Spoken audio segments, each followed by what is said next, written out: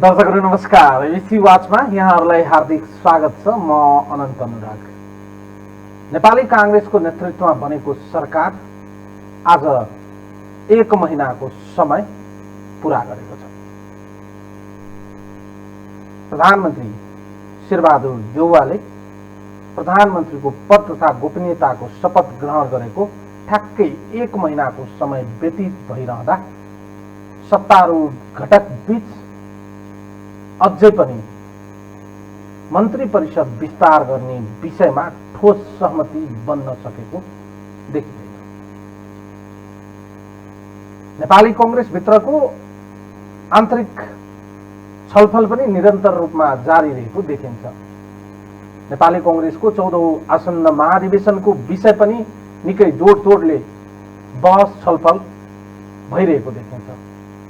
यता सत्तारूढ घटक बीच मन्त्री छान्ने विषयमा पनि छलफलहरू भइरहेका छन्। यद्यपि अझै पनि मन्त्री परिषद विस्तार हुन सकेको छैन।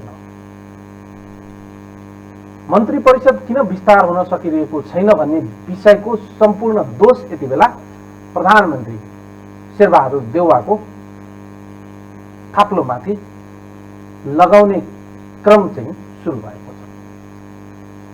मन्त्री परिषद विस्तार नहुनुमा प्रधानमन्त्री कति दोषी हुनुहुन्छ भन्ने कुरा एउटा मूलभूत प्रश्न होला। तर सत्तारूढ घटक दलहरू आफ्ना पार्टीबाट मन्त्री चयन गर्नका लागि मन्त्रीको नाम सिफारिस गर्न किन ढिलाइ गरिरहेका छन्। 1 महिनाको समय व्यतीत भइरहँदा संसदको सबैभन्दा ठूलो दल नेकपा एमाले सरकारमाथि आक्रमक रूपमा प्रस्तुत हुन थालेका छन्। सरकारमाथि दर्जनभन्दा बढी आरोपहरू केही दिन अगाडि संसदको रोस्टममा उभिएर निवर्तमान प्रधानमन्त्री नेकपा एमालेका अध्यक्ष केपी शर्मा ओलीले उठाउनु भएको छ। हामी संवाद गर्नेछौँ। यो 1 महिनाको समय व्यतीत भइरहँदा नेपाली कांग्रेस किन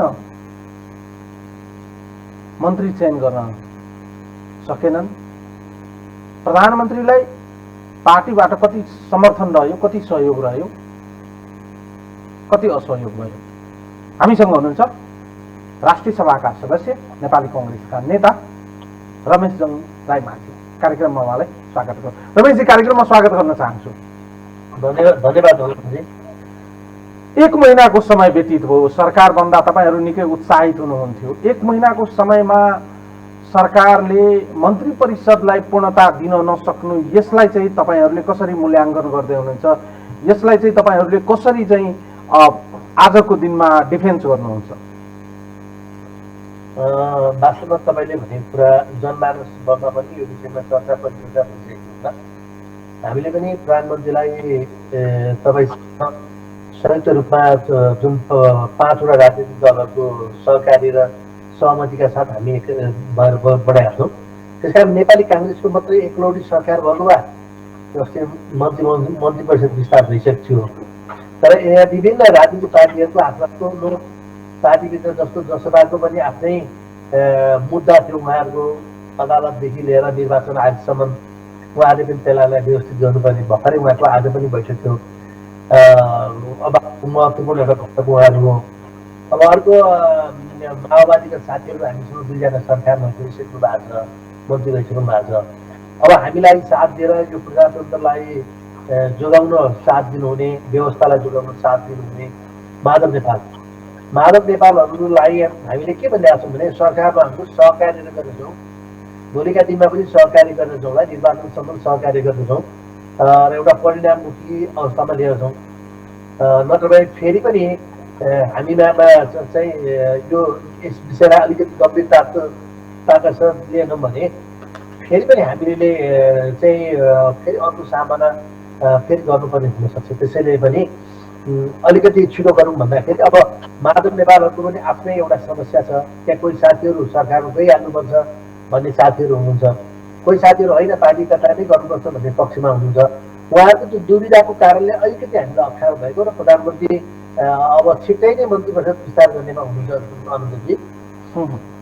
तपाईँले भने जस्तै सरकारको नेतृत्वकर्ता दलको हैसियतले नेपाली काङ्ग्रेस आफै पनि पार्टीभित्रबाट कतिजना मन्त्री बनाउने अहिलेसम्म पनि चयन गर्न सक्नु भएको छैन। यो त काङ्ग्रेससँग सम्बन्ध प्रश्न हो। यो काङ्ग्रेससँग सम्बद्ध प्रश्न भएको हुनाले काङ्ग्रेसले यसको अझै पनि छिनोफानो गर्न नसक्ने यो पनि दोष चाहिँ प्रधानमन्त्रीकै थाप्लोमा जान्छ कि पार्टीका अन्य शीर्ष नेताहरू, पार्टीमा भित्र रहेका अन्य नेताहरूमाथि पनि जान्छ?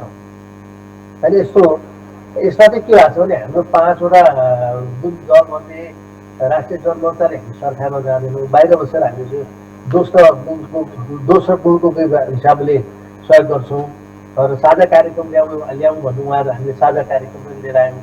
र यसमा के छ भने हामीले कुन कुन मन्त्रालय कसैलाई बाँड्ने, कसरी जाने भन्ने विषय हाम्रो चर्चै भइरहेको छैन, क्या छलफलै भएको छैन त्यो विषयमा। अनि अब मन्त्रालय कसलाई दिने, अनि फेरि अब मन्त्री घाट 2जना मान्छेलाई 5जना मान्छेलाई एउटा पार्टीको मन्त्री बनाइदिनु होला। तर त्यो 5जना मान्छे चाहिँ मन्त्री भोलि फेरि चेन्ज गर्नु पऱ्यो भने अर्को पार्टीलाई त्यो मन्त्रालय दिनु पऱ्यो भने त फेरि समस्या आउँछ। त्यो नयाँ मन्त्रीले गएर मन्त्रालयमा त्यो काम गर्न एउटा खालि सुरुवात गरेको हुन्छ, तर फेरि त्यहाँ मन्त्रालय चेन्ज गर्नुपर्ने अवस्था फेरि अर्को एउटा विग्रहको कुरा आउन सक्छ। त्यस कारण अहिले राजनीतिक पार्टीहरूको बिचमा यो 5 दलको बिचमा भनौँ न 4 दलको बिचमा चाहिँ मन्त्रालय कसरी बाँडफाँड गर्ने भन्ने नै अन्तिम फाइनल नभएको कारणले चाहिँ अहिले अब काङ्ग्रेसले पनि नि कसलाई मन्त्री बनाउने निर्णय गरेको छैन र हाम्रो पार्टीभित्र पनि यो विषयमा मन्त्रीको विषयमा कुनै छलफलै भएको छैन। र फेरि हामी अहिले चाहिँ पार्टीको महाधिवेशनको सिलसिलामा हामी गम्भीर मोडमा छौँ। अहिले पार्टीको महाधिवेशन गर्नुपर्ने हाम्रो जुन संवैधानिक व्यवस्था थियो त्यो व्यवस्थामा को भित्र हामीले अधिवेशन गर्नुपर्ने, त्यसैको लागि पार्टीको हाम्रो केन्द्रीय समितिको बैठक हिजोदेखि निरन्तर रूपमा चलिरहेको छ। अब यसले एउटा निकासा दिन्छ पार्टीको महाधिवेशन कसरी गर्ने, कस्तो यो कुन नीतिमा गर्ने, यसको उहरू क्यालेन्डर कस्तो बनाउने भनेर एउटा आउँछ। त्यो आइसकेपछि अनि सरकारको पनि विस्तारको विषयमा अगाडि बढ्छ। तपाईँले भने जस्तै 1 महिना अघिको समय अथवा असार 29 गतेको समयलाई याद गरौँ त हामी, तपाईँहरू कति उत्साहित हुनुहुन्थ्यो। प्रतिगमनलाई परास्त गरेर अग्रगमनलाई स्थापित गर्न सक्यो, संविधानलाई कानुनलाई हामीले रक्षा गर्न सक्यौँ, प्रणालीलाई रक्षा गर्न सक्यौँ, संसदमा को रोस्टममा उभिएर सत्तारूढ दलका नेताहरू चाहिँ अब सरकार कसरी चलाइन्छ, देश कसरी हाँकिन्छ भन्ने कुरा हामी चलाएर देखाइदिन्छौँ भनेर तपाईँहरूले निकै ठुल्ठुला कुराहरू गर्नुभएको थियो। तर ठ्याक्कै जुन उत्साह 29 गते असारमा देखिएको थियो, आज 29 गते श्रावणको हामी यो संवाद गरिरहँदा त्यो उत्साहमा स्खलन आएको, उत्साहमा कमी आएको, जोसमा कमी आएको, नेताहरूको तौर तरिकामा केही तात्विक भिन्नता देखिएको, गठबन्धन दलभित्र भेस्टेड इन्ट्रेस्टका कुराहरू सार्वजनिक हुन थालेको, यस अर्थमा हेर्दा शेरबहादुर देउवालाई प्रधानमन्त्रीको पदमा निर्वाचित गराइसकेपछिका जुन घटनाक्रमहरू हामी 1 महिनाभित्र चाहिँ अवलोकन गर्ने र प्रत्यक्ष अनुभव गर्ने मौका पाएका छौँ। झट्टै हेर्दा त पूर्व प्रधानमन्त्री निवर्तमान प्रधानमन्त्री केपी शर्मा ओलीले भन्नुभएको स्थितिसँग मिल्दाजुल्दा छैन। होइन, अब केपी शर्मा ओलीको कुरालाई लिनुभयो भने तपाईँ सुरुदेखि उहाँ प्रधानमन्त्रीदेखिको कुरालाई अहिलेसम्म जोड्नुभयो भने उहाँ कहाँ कसरी बरबराउनु भयो त्यो सुरुवातदेखि लिएर अन्तिम सत्ता उहाँले सत्ता गुमाउँदासम्म, किनभने सत्ता उहाँकै कारणले अहङ्कारी गुरुताको कारणले गएको। हामीलाई जनताले बहुमत दिएको होइन, हामी जनताको बहुमतबाट सरकार बनाउनु बाध्य नपुगेको होइन, तर हामीलाई सांसदले बहुमत दिएको।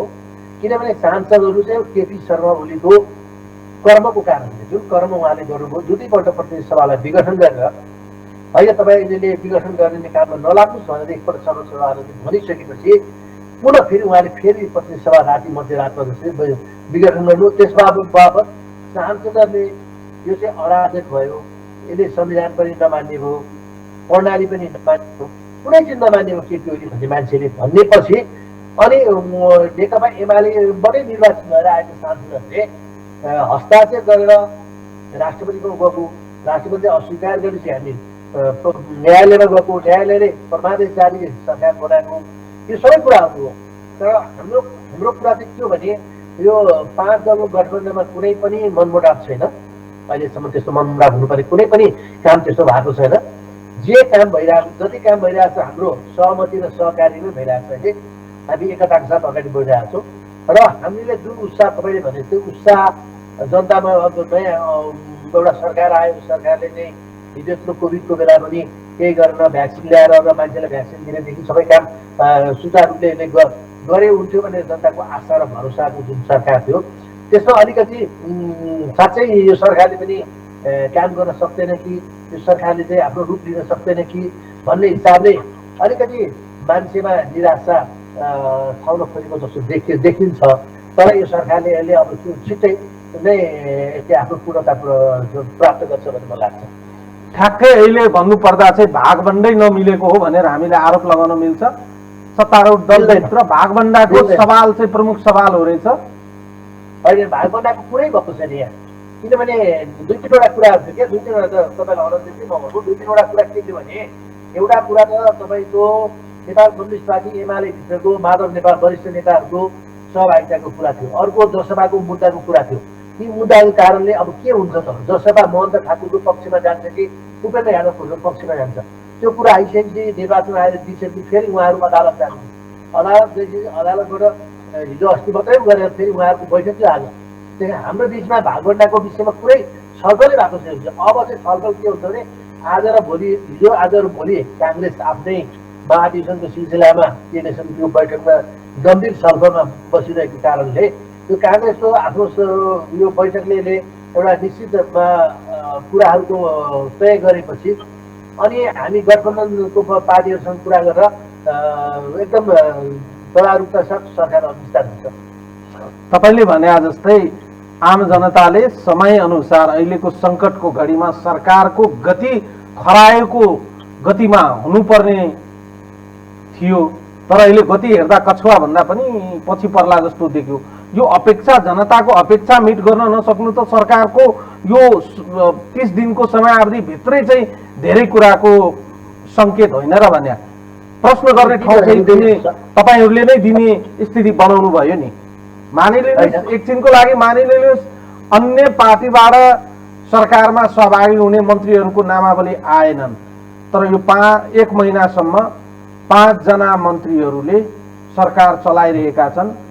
कसरी धाउने, कसरी धान्ने, प्रधानमन्त्रीज्यूले के गर्ने, अन्य मन्त्रीहरूले के गर्ने। महत्त्वपूर्ण अहिले कोरोनाको बेला चाहिँ स्वास्थ्य राज्य मन्त्रीलाई जिम्मा लगाइएको छ।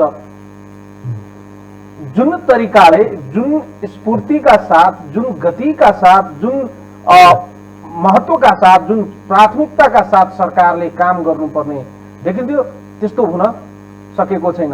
बल्ल बल्ल सरकारको चाहिँ साझा न्यूनतम कार्यक्रमको एउटा खाका ल्याइएको छ, त्यसमा प्रतिपक्षी दलको विरोध त अब स्वाभाविक हुने नै भयो, तर सत्तारूढ दलभित्रैका नेता सांसदहरूले कतिपय महत्त्वपूर्ण कार्यक्रमहरू त्यसमा हटाउन नसकेको, छुटाएको आरोप लगाएका छन्।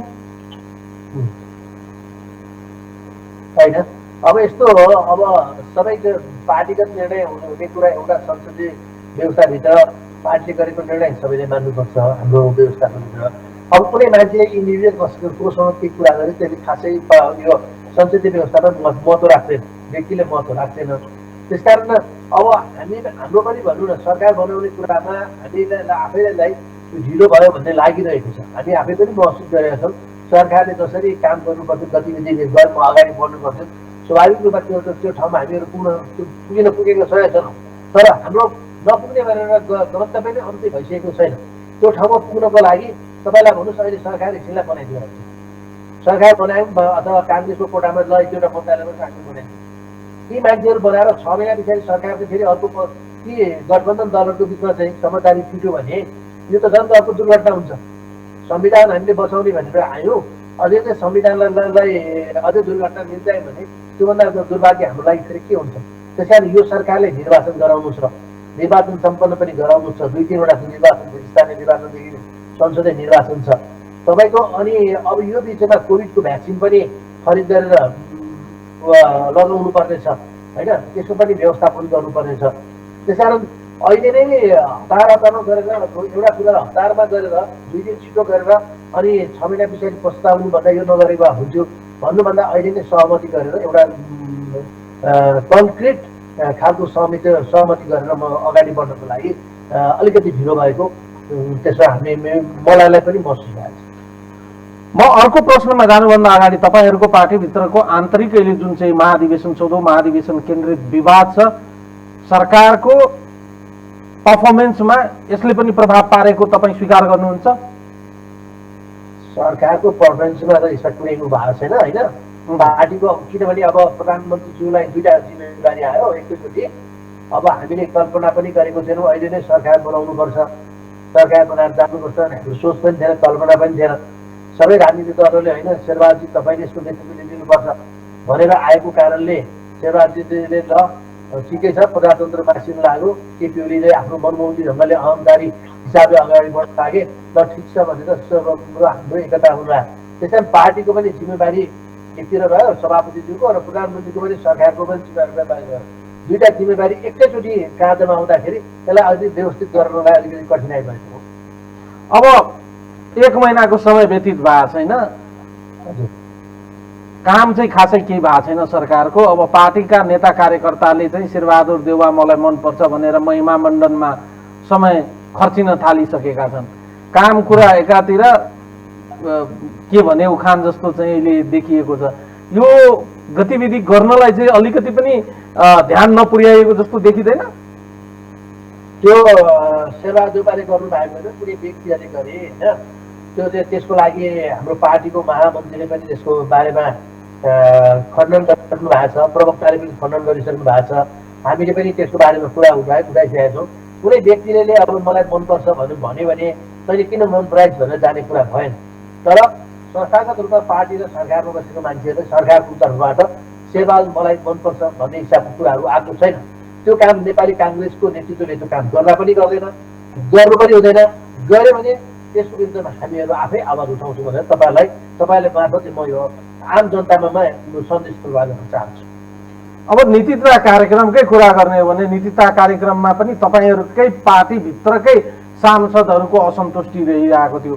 नीतिता कार्यक्रम पार्टीभित्र छलफल नगरिकन ल्याइएको हो भने हामी बुझ्न सक्छौँ। कुन चाहिँ नीतिता कार्यक्रम? सरकारले ल्याएको नीतिता कार्यक्रममा कतिपय विषयवस्तुहरू नअटाइएको, एमसिसीका विषयवस्तुहरू किन अटाएनन् लगायतका विषयवस्तुहरू संसदमै उठेनन्। यस्तो एमसिसीको विषयमा चाहिँ के हो भने एमसिसीको विषयमा चाहिँ अहिले त्यो एक्चुअल मैले पनि अस्ति कुरा गरेको थिएँ प्रधानमन्त्रीसँग र यसलाई नेपालीमा ट्रान्सलेट गरेर तपाईँ जस्तै सञ्चार माध्यमबाट यसको फ्ल्यास गर्नु पर्यो। के कुरा राम्रा छन्, के कुरा नराम्रा छन् जनताले बुझ्दै गरेन, सर्वसाधारण मान्छेले पनि बुझ्दै गरेर गऱ्यो भने यो मुलुकको लागि हितकर छ भने जनताबाट आवाज उठ्छ होइन। मुलुकको लागि हितकर छैन भने जनताबाट तिरस्को जनताले चाहँदैन भने एमसिसी पास हुँदैन। किनभने जनताको लागि गर्ने हो नि त, देशको लागि गर्ने हो। जनतालाई त्यो आवश्यक छैन, हामीलाई ठान्दैन भने भन्छन् भने जनताले चाहिँ आवश्यक नठानेको कुरालाई सरकारले लागू गर्न कोसिस गर्नु हुँदैन। यो 1 महिनाको समयमा 2-3वटा विषयवस्तु निकै बहसको विषयवस्तु रह्यो। अब तपाईँकै पार्टीभित्र राज्य मन्त्री बनाउनु भएको व्यक्तिको विषयलाई लिएर पार्टीभित्रै असन्तुष्टि रहेको देखियो। पार्टीभित्र चाहिँ छलफल नगरिकन उहाँलाई मन्त्री बनाइएको विषयवस्तुहरू बाहिर आएपछि चाहिँ पार्टी सभापति प्रधानमन्त्री स्वयंले पनि त्यसमा गल्ती स्वीकार गर्नुभएको जस्तो देखिन्छ। त्यसपछि चाहिँ बिना तयारी भूमि सम्बन्धी आयोगको चाहिँ खारेजीको विषयवस्तुहरू ल्याएर चाहिँ त्यसलाई सर्वोच्चले स्टे अर्डर गरेको देखिन्छ। महाकाली नदीमा बेपत्ता भएका व्यक्तिको बारेमा छिमेकी राष्ट्रसँग कुरा गर्नुपर्ने ठाउँमा त्यसमा पनि आलटाल गरिएको र अलिकति झारो टार्ने किसिमका विषयवस्तुहरू सतहमा देखा परेका छन्। यी यावत विषयवस्तुहरूको बारेमा सत्तारूढ घटकहरू बीचमा एकमत हुन नसकेको हो। होइन, एकमत छ त्यस्तो कतै तपाईँलाई त्यस्तो लाग्न सक्छ, तर त्यस्तो खालको छैन। तपाईँले भनेको कुरा महाकाली नदीमा पूर्व प्रधानमन्त्रीले मेरो कार्यकालमा तुइनै सकिसक्यो भन्नुहुन्थ्यो। आज पनि तुइन जतिको जतै रहेछ, तुइनको उहाँले गफै मात्रै दिनुभएको छ। तुइनबाट उहाँले पारी हुँदै गिर्दाखेरि त्यहाँको भारतीय उसले चाहिँ जुन स्थिति पैदा गरेर हाम्रो धामीजीको ज्यान गयो त्यसमा सरकार संवेदनशील भएर एउटा छानबिन समिति बनाएको छ। छानबिन समितिलाई संसदीय समितिको पनि सभामुखको पनि निर्देशन छ र 1 हप्ताभित्रमा अब 1 हप्ताभित्र रिपोर्ट आउँछ। अब मान्छेको कसै देखे भने झऱ्यो भने अब त्यसको प्रकृतिको मान्छेको लास त खोजी गर्नु पर्यो नि। लास भेटेको छैन, मान्छे भेटेको छैन, कहीँ कतै केही भेटेको छैन।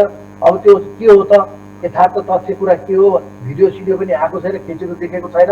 अनि त्यो कुरालाई गर्दाखेरि सरकारले त्यो कुरालाई हामीले पनि सदनमा भनेका छौँ, तुरुन्त यसको यथार्थ के हो, सत्य तथ्य के हो, भारतीय प्रहरीबाट ज्यादती भएको हो भने भारतीय प्रहरीप्रतिको सरकारले त्यहाँको प्रधानमन्त्रीसँग हुन्छ कि त्यहाँको रक्षा मन्त्री, त्यहाँको गृहमन्त्रीसँग हुन्छ, परराष्ट्र मन्त्रीसँग हुन्छ, कोसँग हुन्छ, कुरा गरेर यसको बारेमा एउटा तथ्य कुरा आउनु पर्यो र भारतीय सरकारले यसकोमा क्षमा याचना गर्ने हो कि यसको क्षतिपूर्ति गर्ने हो कि के गर्ने हो, सरकार दुईटा सरकारको बिचमा हुनुपर्छ भनेर हामीले पनि भनेका छौँ होइन। तर अब एउटा कुरालाई लिएर अब रिपोर्ट, अब आयोग बनाएर पनि सरकारले आयोग बनाएन भन्छन् विपक्षीहरू। अब आएको रिपोर्ट त पर्खिनु पऱ्यो नि, यथार्थ के हो रिपोर्ट त हेर्नु पऱ्यो नि। रिपोर्ट आएपछि पनि नि सरकारले त्यो एक्सनमा गएन, त्यसलाई अगाडि बढाएन, त्यसलाई लुकाउन लाग्यो भने सरकार गलत छ, गलत काममा लाग्दैछ भन्ने बुझ्नुपर्छ। नत्र अहिलेसम्म सरकारको अवधि 1 महिना भएको छैन, 1 महिनाकोमा सरकारलाई आक्रमण गर्नुपर्ने कुरै छैन। उहाँहरूले 40 महिना सरकार चलाउँदाखेरि कतिवटा काण्ड थियो, भ्रष्टाचारदेखि लिएर तपाईँको बलात्कारी केसदेखि लिएर सारा मुद्दा पेन्डिङमा रहेको होइन। उहाँले अनि अहिले नागरिकता 3.5 वर्षसम्म प्रधानमन्त्रीले आफै सरकार चलाएर नागरिकता विधेयक फिर्ता गराउनु भएन। अनि अहिले नागरिकता विधेयक खै भनेर बोल्न मिल्छ? त्यसकारण उहाँको दुवै चरित्र, जुन चरित्र छ यो अहिले जनताले राम्रै। अब तपाईँहरूले प्रश्न प्रतिपक्षीलाई गर्ने होइन नि सर, अब प्रतिपक्षीले तपाईँहरूलाई प्रश्न गर्ने हो संसदमा। अब त उहाँहरूको समय व्यतीत भयो, अब तपाईँहरूले उत्तर दिने हो, उहाँहरूले प्रश्न गर्ने हो। उहाँहरूले गर्न नसकेर चाहिँ छाडेर जानु परेको छ, ठिक छ। तर आजको दिनमा चाहिँ तपाईँहरूले अब प्रतिपक्षीलाई प्रश्न गर्ने होइन, प्रतिपक्षीले तपाईँहरूलाई प्रश्न गर्ने हो र तपाईँहरूले उत्तर दिने हो। अब सर तुइनको कुरा गर्नुभयो, तुइन हिजो उहाँले हटाउन सक्नु भएन, केही बाँकी रह्यो। तर अहिलेको जुन मौजुदा मुलुकमा स्थिति उत्पन्न भएको छ यसको जिम्मेवार प्रमुख चाहिँ स्टेक होल्डर भनेको राज्य हो, प्रधानमन्त्रीजी हुनुहुन्छ। सरकारको कार्यकारी प्रधानमन्त्रीको हैसियतमा उहाँले चाहिँ जवाबदेहितापूर्वक यी विषयवस्तुहरूको उत्तर दिनुपर्ने समय हो नि अहिले। तपाईँले भने ठिक हो, तर त्यसको लागि समय चाहिँ भर्खरै सरकार बनेको, सरकारले पूर्णता पनि प्राप्त गरिसकेको छैन होइन। तपाईँलाई अर्थमन्त्रीले बजेटको अवस्था देखाइसक्नुभयो। यहाँ अहिले बजेटको अवस्था हेर्दाखेरि 3 दिनसम्म नपुग्ने अवस्थामा नेपाल कम्युनिस्ट पार्टी एमाले त्यो बजेटको अवस्था त्यो बनाइसकेको, ऋण भार बोकाएर हिँडेको छ। अनि अहिलेको रातो तुइन त बन्दैन नि, त्यसको त प्रक्रिया छ, हाम्रो नियम छ होइन। खरिद बिक्री टेन्डर प्रक्रिया छ यसको, त्यसै त सरकारले नबन्दाको त्यहाँ भोलि पुल बनाइदियो भने त भन्दैन, बन्न सकिँदैन। त्यसको एउटा प्रक्रिया छ नि त, प्रक्रिया पुरा गर्छ। अब सरकार आइरहेको, सरकार विस्तार भएपछि त्यो तर्फ हेर्छ सरकारले हेर्नु। तपाईँले भने जस्तो हो, उहाँले प्रश्न गर्ने हो, हामीले त्यसको जवाब दिने हो, सरकारले त्यसको जवाब दिने हो। हामीले भन्दा पनि सरकारले जवाब दिने हो। हामीले पनि सरकारसँग कति कुरामा हाम्रो असन्तुष्टि हुनसक्छ, हामीले पनि स्वतन्त्र कुरा उठाउन सक्छौँ। तर के भने सरकार जवाबदेहिता हुनुपर्छ भने हाम्रो जहिले पनि नि हाम्रो आवाज त्यही हुन्छ। अहिलेको जुन राजनैतिक स्थिति उत्पन्न भएको छ, हजुर, सरकार मात्रै होइन, सरकारले पूर्णता पाउनु पर्ने थियो, पाउन सकेनन्। त्यो भित्रका अन्तरकुन्तर धेरै विषयवस्तुहरूको बारेमा तपाईँलाई म प्रश्न गरौँला। तर यो संसदले पनि 1 महिनाभित्र जुन प्रकारले बिजनेस पाउनु पर्दथ्यो त्यो बिजनेस पनि पाउन सकेको छैनन् सर।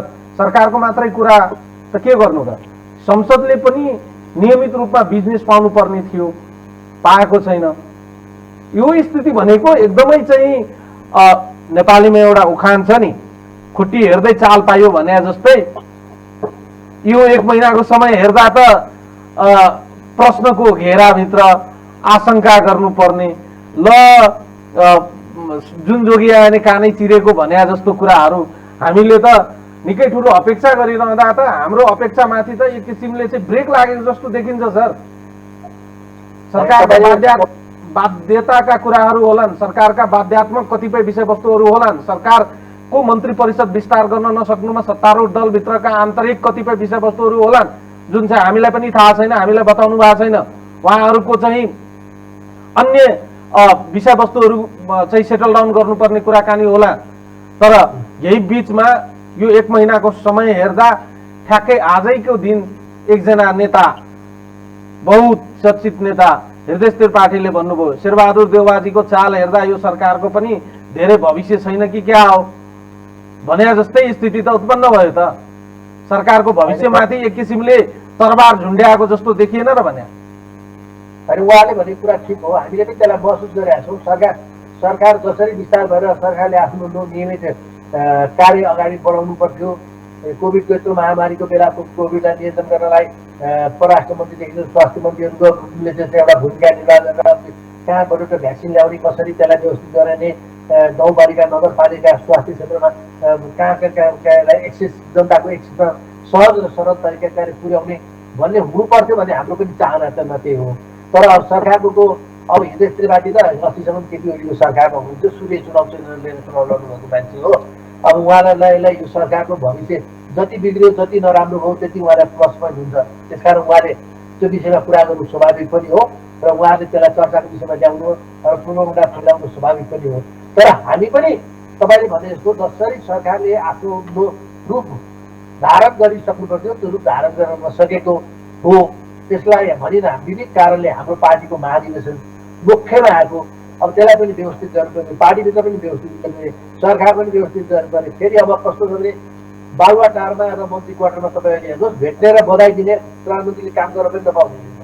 बधाई दिनेको लाइन छ है। अब बधाई दिन नआऊ पनि कसरी भन्ने हेर्नुहोस्, अप्ठ्यारो छ होइन। अब मन्त्री क्वार्टरमा त्यही छ, 4 जना मन्त्रीहरूलाई बधाई दिनेको पनि लाइन छ। अब उहाँहरू पनि बसरल्जित काम गर्न पाइराख्नु भएको छैन। त्यसकारण अब केही समयमा एकदम छोटो समयभित्रमा सरकारले पूर्णता प्राप्त हुन्छ। त्यसकारण त्यही यो सरकारले आफ्नो एकदम रिजल्टहरू दिन थालेको छ। तपाईँ याद गर्नुहोस्, श्रावण 3 गते संसदको बैठक बस्दै गर्दा विश्वासको मत लिँदै गर्नुहुँदा संसदभित्र सत्तारूढ दलकै सांसदहरू कति जोसिएर तपाईँहरूले भाषण गरिरहेका थियो तपाईँको पार्टीको तर्फबाट। सरकार कसरी चलाइन्छ हामी चलाएर देखाइदिन्छौँ। यो 1 महिनाको समयावधिभित्र त त्यस्तो केही ठुलो काम वा कुनै यस्तो चाहिँ आम जनतालाई चित्त बुझ्ने वा सबैलाई चित्त बुझाउने काम भएको छैन, जुन कामले गर्दा चाहिँ ल है शेरबहादुर देउवाको सरकार यसअघि सञ्चालन गर्नुभएको नेतृत्व गर्नुभएको 4 वटा सरकारभन्दा यो सरकार गतिला काम गर्न तयार छन्। यो सरकारले केही नयाँ गर्लान्, यो सरकार विगतका जस्तो गल्ती गरेको जस्तो हुँदैनन्। यो सरकार एउटा ठोस एउटा दिशा निर्देश गर्ने खालको सरकार हो। यो सरकारको एउटा तोकिएको मार्गचित्र छ। यो सरकारको प्राथमिकताहरू छन्, ती अनुसार चाहिँ चल्लान् भने चाहिँ जनतामा एक किसिमको सकारात्मक सन्देश जाने खालको श्रावण 3 गतेको रोस्टमका ती भाषणहरू सुन्दा जनता जति खुसी भएका थिए, आज चाहिँ ती कुराहरू चाहिँ केवल जनतालाई सुनाउनका लागि मात्रै थिए। राम्रा भाषण गर्न जान्दा रहेछन् नेताहरू है भन्नका लागि मात्रै थिए। रिजल्टमा त केही पनि होइन रहेछ नि त। तपाईँले भनेको अनन्तजी कति कुराहरू सत्य पनि हो र तर के भने यस्तो परिणाम आउँछ। हामीले विगतको सरकारको शेरबहादुर देउवाले गर्नुभएको 4 सरकारको भन्दा यसले किन साझा कार्यक्रम ल्याउनलाई पनि अलिकति ढिलो हो। त्यो कार्यक्रम आइसकेको छ, त्यही अनुसार सरकारलाई यसले निर्देशित गर्छ होइन। त्यसकारण यो सरकार बन्ने बित्तिकै यसको रिजल्टहरू देखिन्छ क्या। त्यसकारण यो रिजल्ट अहिले अलिकति प्रधानमन्त्रीको व्यस्तता पार्टीको मैले अघि पनि भन्छु मलाई अधिवेशनको कारणले अहिले कन्टिन्यू बिहानदेखि राति 8 बजीसम्म मिटिङ, अहिले 11 बजी राति, हिजो पनि राति 8:30 बजीसम्म मिटिङ थियो होइन। अब त्यसकारण पनि यो कार्य व्यस्तताको कारण अनि अलिकति पार्टीको अधिवेशनको कुराले पनि गर्दाखेरि सरकारको पूर्णता पाएको छैन। तर अब तुरुन्तै पाउनेवालालाई सहमति, त्यसकारण पाएपछि हिजो भाषण गरेका कुराहरूलाई पुरा गर्न सकेनन् सरकारमा गएका मान्छेहरूले, त्यसलाई कार्यान्वयन गर्नप्रति लागेनन् भने हामी पनि सत्ता पक्षकै सांसद भए पनि सदनमा ती कुराहरू हामी सरकारलाई घटाउने, सरकारलाई चाहिँ चिमट्ने काम हामीले पनि सदनबाटै पनि गर्छौँ। ठ्याक्कै विगतमा भन्दा चाहिँ अहिले चाहिँ काङ्ग्रेसको स्वरूप फेरिएको छ। पहिला भन्ने गरेका थिए, काङ्ग्रेसका नारा हुने गरेको थियो, काम बढी कुरा कम। अहिले कुरा बढी काम कम चाहिँ हुन थालेको छ। चाल र ताल नमिलेको, चाल र ताल बीच चाहिँ तादात्म्यता नमिलेको जस्तो देखिन्छ। पार्टीभित्र पनि एउटा मिनी पार्टीहरू छन्, ती मिनी पार्टीहरूका चाहिँ नेतृत्वले व्यवस्थापन गर्नुपर्ने कुरा छन्। अब रामचन्द्र पौडेललाई पनि मन्त्री बनाउनका लागि आफ्ना समूहका केही मन्त्रीहरू दिनुपर्ने होला। कोइराला क्याम्पका पनि मान्छेहरूलाई केही मन्त्री बनाउनु पर्ने होला, सिटौला क्याम्पका मान्छेहरूलाई पनि केही मन्त्री बनाउनु पर्ने होला, यता निधि क्याम्पकालाई पनि बनाउनु पर्ने होला।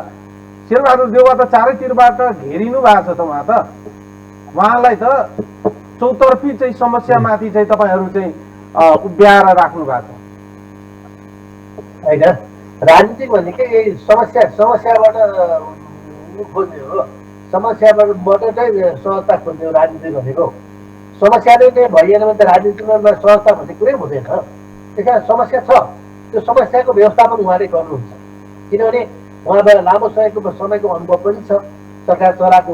हिजो जसको 174 जनाको सांसदको सङ्ख्या थियो, त्यो पार्टी चाहिँ 83 सिटमा गएर राख्नु सङ्ख्या देखियो।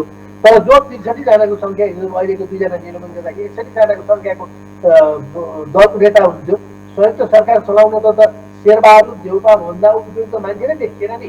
किनभने जो सांसदहरूले विश्वास गरेको, सांसद 165 जनाले मतदान गरेर सरकार बनाउनेहरूको लागि विश्वासको मत दिएको, इमिडिएटली विश्वासको मत दिँदाखेरि सरकार विस्तार नगरिकन पनि सबैले आफ्नो भाग हिस्सा नखोजिकन पनि विश्वासको मत दिएको।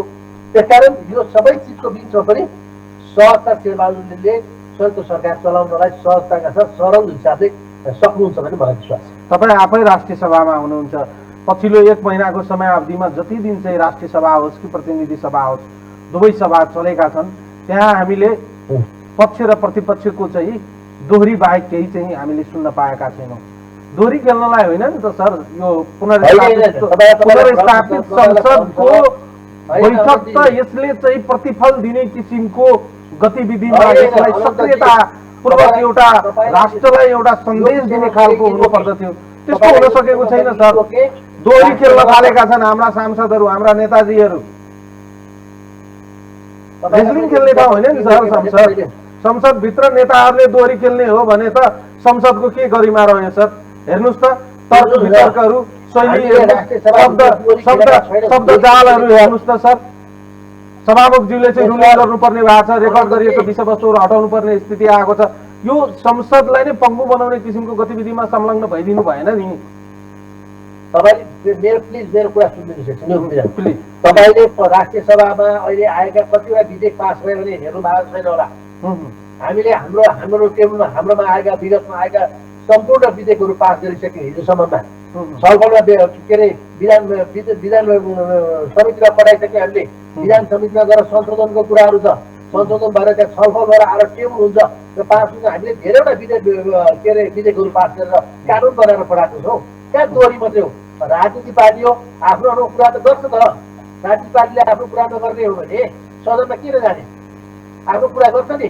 विगतमा सरकारले ल्याएको कुराहरूलाई त्यहाँ आलोचना होला, नयाँ सरकारले त्यसलाई परिवर्तन गर्दा त्यो त हुन्छ नि जति चाहिँ। हेलो हजुर मेरो हजुर हजुर हजुर राष्ट्रिय सभामा एकपल्ट हेर्नु होला। तपाईँले भोलि नै पशु भन्छ आइतबार गरेर पठाएर हेर्नु होला। त्यहाँ यति धेरै हामीसँग आएका विदेशहरू सबै पास गरिसकेका छौँ। त्यस कारण त्यो काम होइन। काम गरेर दोहोरी मात्रै खेल्नु भयो कसरी मिल्छ त्यो? अहिले तपाईँ आजै चाहिँ प्रतिनिधि सभाको तपाईँले हेर्नुभयो होला। तपाईँले यो स्तरमा हामी राजनीति गर्ने व्यक्तिहरू वा राजनीतिज्ञहरू, नेताहरू यो स्तरमा ओर्लिएर संसदभित्र डिबेटहरू हुन्छन् र भने एउटा मान मर्यादा गरिमा त कायम राख्नुपर्ने होला नि। अब यस्तो हो अनन्तजी, भर्खरै सत्ता छोडेको साथीहरूलाई पीडा छ होइन। उहाँहरू अहिले नै सरकारलाई आक्रमण गर्न लाग्नु भएको छ। हाम्रो भनाइ के हो भने अहिले आक्रमण नगर्नु। तपाईँहरूको सरकारलाई 2 वर्ष हामीले समर्थन गर्यौँ, सडकमै गएनौँ, सदनमा पनि समर्थन गर्यौँ। तपाईँलाई समर्थन गरेर सरकार राम्ररी चलाउनुहोस् भन्नु र तपाईँले हामीलाई त्यतिखेर कसरी खुसी गर्नुभयो भने अब नेपाली काङ्ग्रेसको पार्टी सभापति शेरबहादुर देउवा काङ्ग्रेसको इतिहासमा अन्तिम प्रधानमन्त्री हो। तपाईँलाई शुभकामना छ, सरकार राम्ररी चलाउनुहोस्, तपाईँलाई पनि शुभकामना छ। 20 वर्षसम्म प्रतिपक्षमा बस्ने भन्ने खालको अभिव्यक्ति उहाँले त्यतिखेर गर्नुभयो। हामीले त्यसलाई सहज रूपमा लियौँ, सरल रूपमा लियौँ होइन। तर आज उहाँहरू फेरि सत्ता पुगेकोमा उहाँहरूलाई चाहिँ एकदमै ठुलो पीडा भएको छ। फेरि सत्ता हामीले खोसेर लिएको होइन, सत्ता हामीले कुनै सांसद किनबेच गरेर लिएको होइन। सत्ता उहाँले आफैले चलाउनु नसकेर उहाँका बिचमा यो केपी ओली भन्ने मान्छेले सत्ता चलाइरह्यो भने नेपालको संविधान 2072 समाप्त हुन्छ भनेर उनीहरूकै पार्टी उनकै हस्ताक्षर गरेर लिएको टिकट प्राप्त गरेका मान्छेले जितेर आएका मान्छेले भनेर हामी सरकार बनाउनु पुगेको। त्यसकारण उहाँहरू अहिलेको बेलामा उहाँहरूले धैर्य धारण गर्नुपर्छ अलिकति र यो सरकारले गरेको काम राम्रो कामको प्रशंसा नराम्रो कामको आलोचना गर्नुपर्छ र उहाँहरूले आलोचना गरिराख्ने बेला भएको छैन। 100 डेज हनीमुन डेज पर्खिनुहोस्। त्यहाँनिर यो सरकारले कुनै पनि स्टेपहरू गरेर अब उहाँका पालामा नियुक्ति गरेका मान्छेहरू अब नियुक्तिले तपाईँले अघि भन्दै हुन्छ के अरे भूमि सम्बन्धी आयोगको कुरा। भूमि सम्बन्धी आयोगमा 22 करोड रुपियाँ खर्च गरेको छ। कहाँ गरे त 22 करोड खर्च गर्दा कसलाई कुन चाहिँ मान्छेले एउटा धनी पूजा प्राप्त गर्यो? एउटा धनी पूजा प्राप्त गरेको मान्छेले नारा लाएर कार्यकर्ता पस्ने कार्यकर्ता जग्गा कहाँ छ त्यो जग्गा देखाउनु पर्यो नि दिने जग्गा। खालि धनी पूजा विगतमा जस्तो त्यो एमआरएले सुकुमासी आएको नाममा धनी पूजा दिने जग्गा पैसाका छैन अनि मान्छेलाई बेग्नु बनाउने काम गर्नु हुँदैन। हाम्रो भनाइ के हो भने यो गठन आदेशबाट भएको हो। कानुन बनाएर बनाउनुपर्छ। गठन आदेशबाट बनेको एउटा कार्यकर्तालाई हिजो निर्वाचन हारेको कार्यकर्तालाई ल्याएर अनि जिम्मेवारी दिएर तिमीलाई ल यो चिज गर भनेर पैसा पनि दिएर 22 करोड रुपियाँ केमा खर्च भएको आजसम्म? एउटा मान्छेलाई धनी पूजा दिएको छ क्या। त्यसकारण भूमि आयोग गठन हुन्छ। सरकारले यसलाई व्यवस्थित गरेर गर्छ। 5 वर्षको जिम्मा हो। जसलाई जग्गा दिनुपर्ने मान्छे छ जग्गा त्यसलाई उपलब्ध गराउँछ सरकारले। आवश्यकता अनुसारको खोला बगर लगेर मान्छेलाई खोलामा लगेर जग्गा धनी पूजा दिएर त्यहाँ बस्ती बसाएर फेरि बाढी पहिरो आएर विस्थापित हुने खालको काम काङ्ग्रेसको सरकारले गर्दैन। काङ्ग्रेस नीति बनाएको सरकारले। त्यसकारण यो सरकार नौटंकी गर्ने अगाडिको सरकार नौटंकी गर्ने झुटको खेती गर्ने सबै चिज घाँटी राख्ने पैसा टावर बनाउनु भनेर 5 अरब झापामा पुर्याउने अन्तको अरू घरको चाहिँ अगाडि हिँड्ने अथवा सार्वजनिक हिँड्ने बाटो अफिस कार्यालय बन्नु परेन तर त्यो झापामा चाहिँ बगरको भ्यू हेर्नलाई भ्यू टावर बनाउनु पर्ने यो खालको काम यो सरकारले गर्दैन क्या। तपाईँले भनेको ठिकै हो। सरकारलाई 100 डेज त हनीमुन पिरियड त मनाउन दिनै पर्यो। 100 डेज सरकारको गतिविधि त हामी हेर्नै पर्दछ। एउटा यो हाम्रो संस्कार जस्तै भएको छ। 100 डेजभित्र सरकारले के नयाँ कुराहरू ल्याउँदैछन् हामी पर्खाइमा छौँ। यद्यपि पूर्व सरकारले नगरेकै कारणले सत्ता छोड्नु परेको कुरा चाहिँ आजको दिनमा कटु सत्य हो भने अब शेरबहादुर देउवाले चाहिँ पूर्व सरकारभन्दा राम्रो सरकार चलाएर देखाइदिने कुरा पनि आजको दिनमा प्रश्नको घेराभित्र आउँदै गर्दा 100 डेजको चाहिँ 30 दिन समय त केही नगरिकन बितेको जस्तो भएको छ। अब चाहिँ बाँकी रहेको चाहिँ 70 डेज चाहिँ कसरी काम गर्ने भन्ने कुरा जुन छ यो मूलभूत प्रश्नको उत्तर आम जनताले कहिलेसम्म पाइसक्ने हो? अब 1, 2, 3 गरेरै प्रश्न गर्ने हो भने सर सरकारले पूर्णता कहिलेसम्म पाउँछ? संसदले बिजनेस कहिलेसम्म पाउँछ?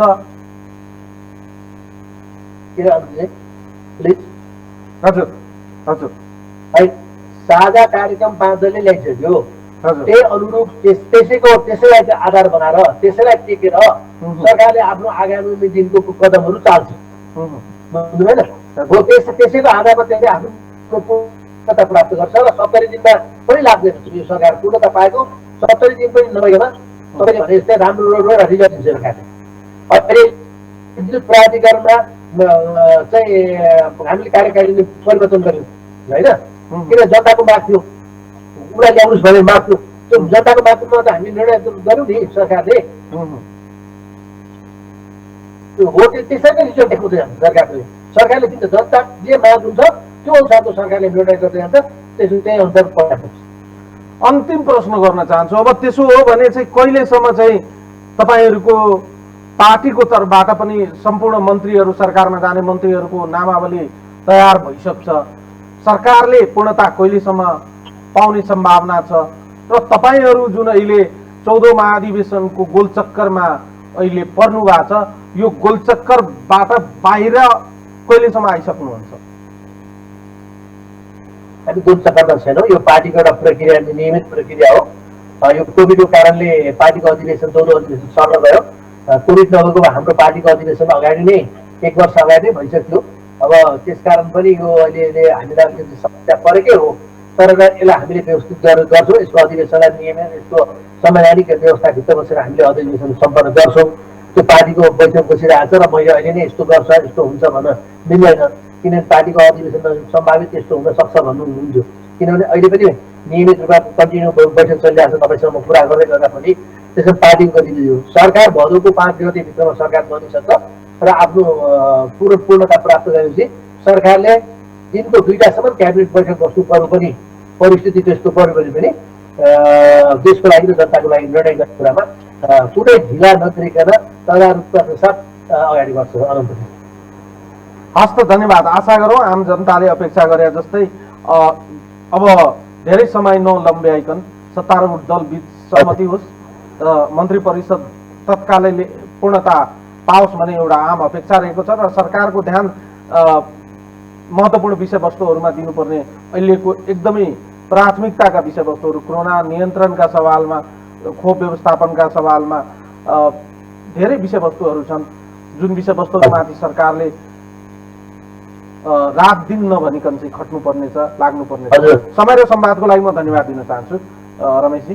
मेरो पनि तपाईँलाई धेरै धेरै धन्यवाद। एबिसी टेलिभिजन अनन्तजीलाई विशेष गरेर मैले आफ्ना कुराहरू राख्ने अवसर दिनुभएको फेरि पुनः धन्यवाद दिन चाहन्छु। धन्यवाद। धन्यवाद।